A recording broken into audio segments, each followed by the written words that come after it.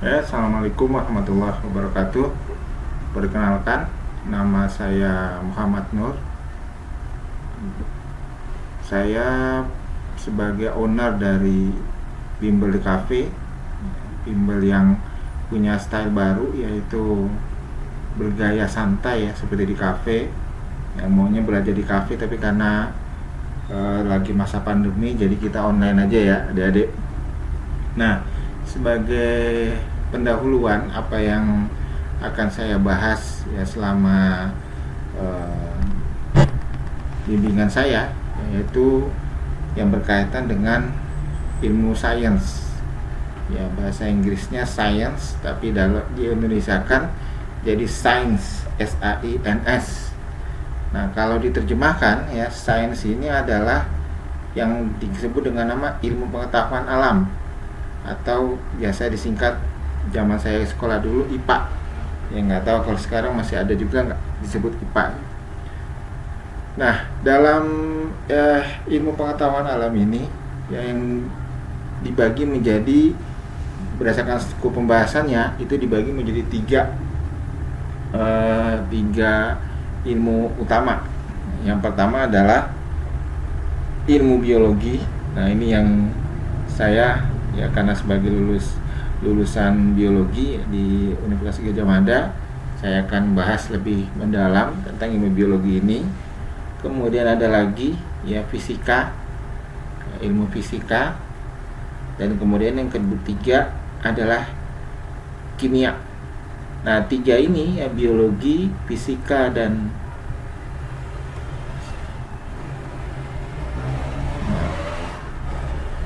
biologi, fisika, dan kimia itu adalah tiga ilmu utama dalam sains atau ilmu pengetahuan alam. Nah, yang tambahan saya adalah campurannya. Apa itu campurannya? Yaitu mix atau campuran dari tiga ilmu yang utama tadi.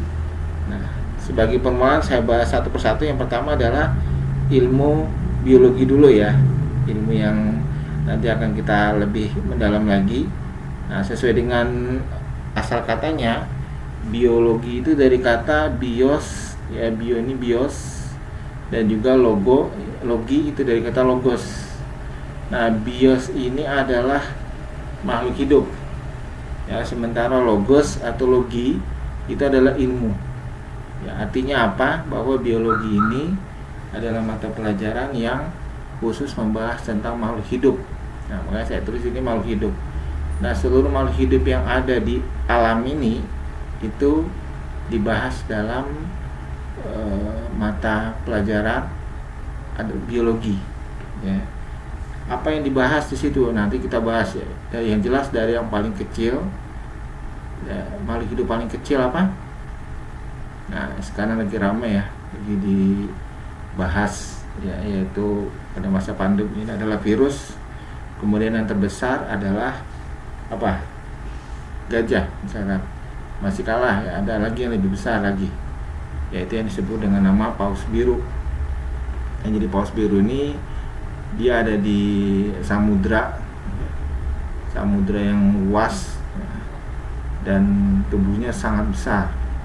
Gajah kalah, kalau dia muncul ke permukaan gajah kalah. Nah, ini contoh yang dibahas di biologi ya, dari yang paling kecil virus sampai yang terbesar di paus biru. Nah, itu kita bahas. Nah, nanti akan saya bahas lebih mendalam lagi pada sesi berikutnya, sesi online berikutnya. Nah, ini biologi.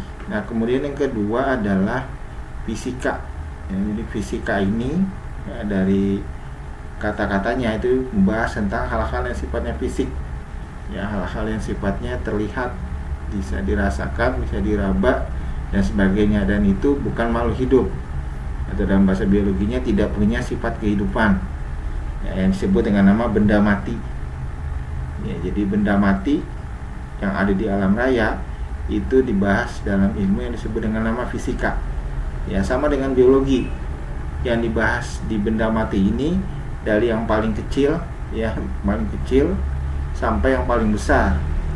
Apa misalkan, nah kalau di makhluk hidup tadi kan paling kecil adalah virus.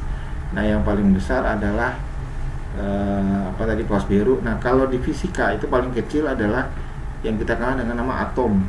Ya, atom itu struktur terkecil, sementara yang terbesar apa? Ya, adik-adik, terbesar di muka bumi dulu aja ya. Apa misalkan gunung lah. Ya, patokannya gunung. Jadi gunung itu yang dibahas salah satunya adalah di fisika. Ya, walaupun nanti ada ilmu tersendiri tentang gunung misalkan. Nah, kemudian ini contoh untuk yang fisika ya, dari sekalian. Nanti kalau mau bahas fisika boleh, tapi bukan nama saya.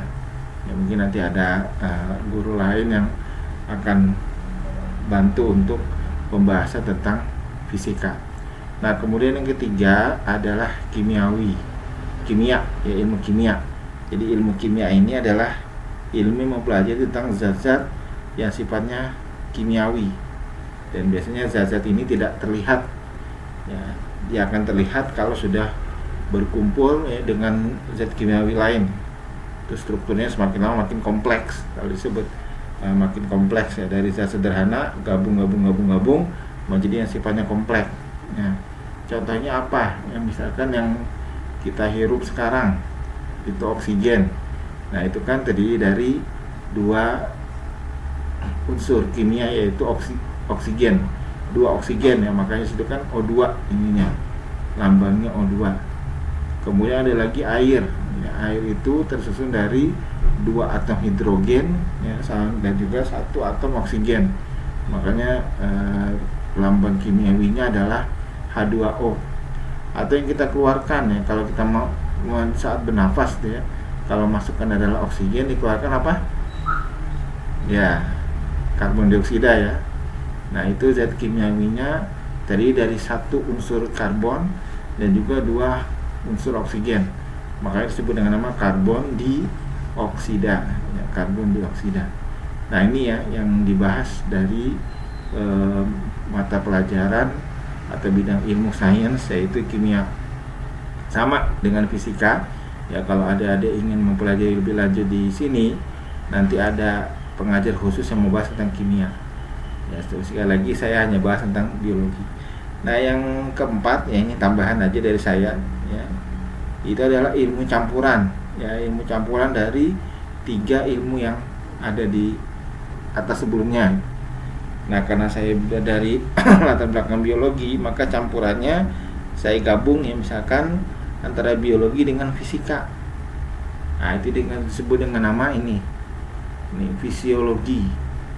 Jadi fisiologi itu adalah cabang ilmu di biologi yang membahas tentang hubungan antara makhluk hidup dengan benda mati, sifat-sifatnya.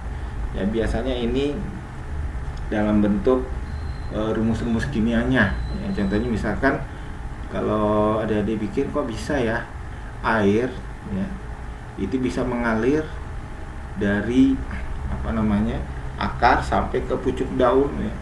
Nah, itu prosesnya gimana? Nah, itu tapi ada fisiologinya. Ada tekanan, menghitung tekanan akar, daya tarik daun misalkan, atau kapilaritas dan sebagainya. Nah, tiga itu yang bisa membuat air itu bisa bergerak dari akar sampai ke pucuk daun ya, untuk di fotosintesis tanpa ada mesin ya, mesin air ya. Misalkan kalau di rumah tuh untuk menyerap air dari bawah tanah sampai ke keran kita itu kan pakai mesin air. Kalau di tumbuhan enggak ya, nanti itu ada hitungan fisikanya. Nah, itu dibahas di fisiologi.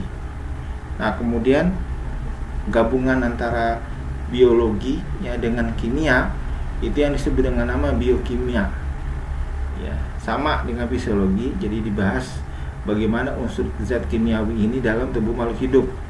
Ya, biasanya yang dibahas kalau di fisiologi itu adalah rumus-rumusnya. Nah, kalau di biokimia itu membahas tentang reaksi-reaksinya. Ya, reaksi kimianya. Misalkan apa? Misalkan paling gampang adalah bernafas. Jadi ketika kita nafas, maka